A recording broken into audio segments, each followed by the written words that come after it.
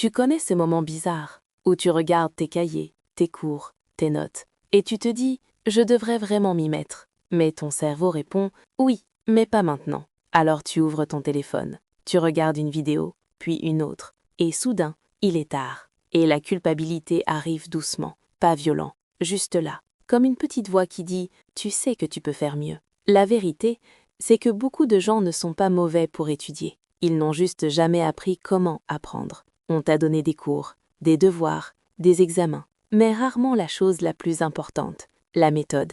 Et sans méthode, même les gens intelligents se sentent bloqués. Un peu comme essayer de couper un arbre avec une cuillère. Tu peux essayer très fort, mais ça reste une cuillère. Laisse-moi te raconter une petite scène. Un jour, dans une bibliothèque, j'ai vu 2 étudiants. Le premier avait 10 onglets ouverts, un café froid et un regard perdu. Il relisait la même page depuis 20 minutes. Le deuxième prenait des notes simples, calmes, organisées. Même livre, même examen à venir, mais pas la même stratégie. Et souvent, dans la vie, la différence n'est pas l'effort, c'est la manière dont tu l'utilises.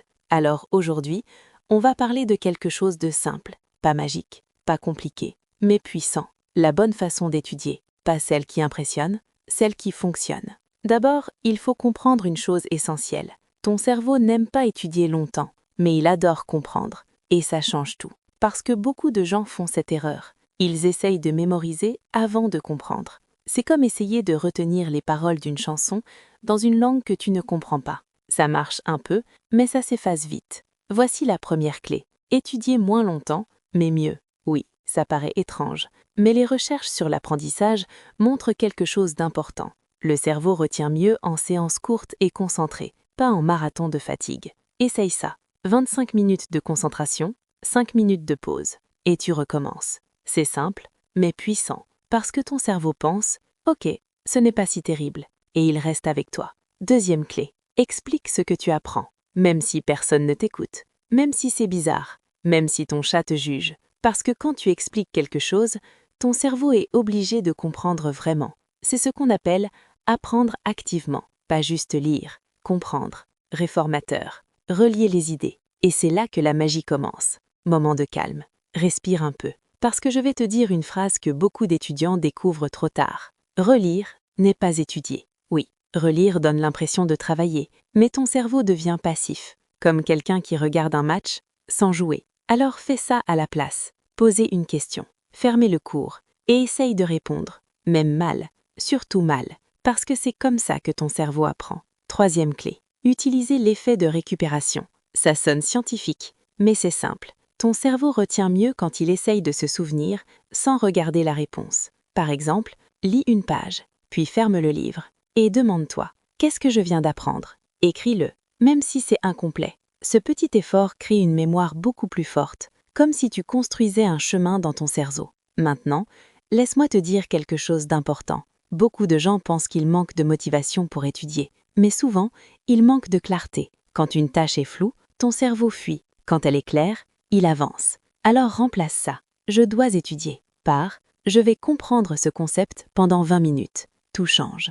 Laisse-moi te raconter une autre petite histoire. Il y avait un étudiant qui pensait être mauvais à l'école. Toujours en retard, toujours stressé. Un jour, il a changé une seule chose. Au lieu d'essayer d'étudier tout un chapitre, il a commencé par une question. Juste une, puis une autre. Et petit à petit, quelque chose d'étrange est arrivé. Il n'étudiait plus pour finir, il étudiait pour comprendre. Et son cerveau a commencé à aimer ça. Parce que comprendre, c'est satisfaisant, comme résoudre une énigme. Quatrième clé, étudier au bon moment. Ton cerveau n'est pas pareil toute la journée. Il y a des moments où il est plus clair. Pour beaucoup de gens, c'est le matin, ou juste après une pause, pas après 3 heures de distraction. Alors protège ces moments. Même 30 minutes peuvent changer beaucoup de choses. Punchline à retenir, les bons étudiants ne sont pas toujours les plus intelligents. Ce sont ceux qui savent utiliser leur énergie. Cinquième clé, enseigne ce que tu apprends. Oui, même si tu n'es pas expert. Explique à un ami, à un frère, à un mur.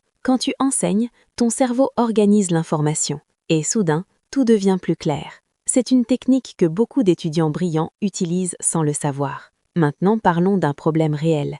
La distraction, ton téléphone, tes notifications, le bruit. Le cerveau humain n'est pas fait pour ignorer tout ça. Alors ne lutte pas contre ton cerveau. Aide-le. Pose ton téléphone loin. vraiment loin, pas sur la table, hors de portée, parce que chaque interruption coûte plus que tu ne le penses. 6e clé, teste-toi souvent, pas seulement avant l'examen, tout le temps. Les mini-tests sont puissants, parce que le cerveau comprend « Ah, ça compte », et il encode l'information plus profondément. Moment de calme.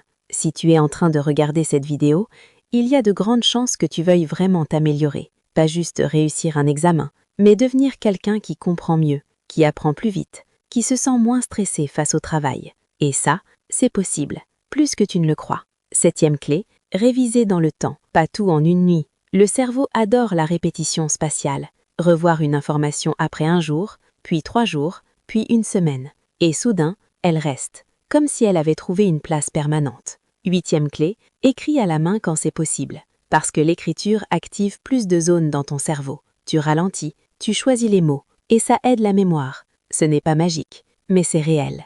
9e clé, fais des pauses intelligentes. Pas des pauses où vous plongez dans un océan de notifications, des pauses qui rechargent vraiment ton cerveau. Marcher, respirer, regarder loin. C'est souvent là que ton cerveau consolide ce que tu viens d'apprendre. Et maintenant, la clé la plus importante, celle que beaucoup de gens comprennent trop tard. La constance bat l'intensité. Toujours. Étudier un peu chaque jour est beaucoup plus puissant que tout étudier d'un coup dans la panique. C'est comme construire un mur, brique par brique, jour après jour. Un jour, tu regardes derrière toi et il est déjà là. Imagine un instant. Dans quelques mois, tu ouvres un livre et au lieu de sentir la pression, tu penses quelque chose de différent. Clarté, contrôle, confiance. Parce que tu sais comment apprendre. Et ça change tout. Voici la vérité que peu de gens disent. Apprendre à étudier efficacement n'est pas seulement utile pour l'école.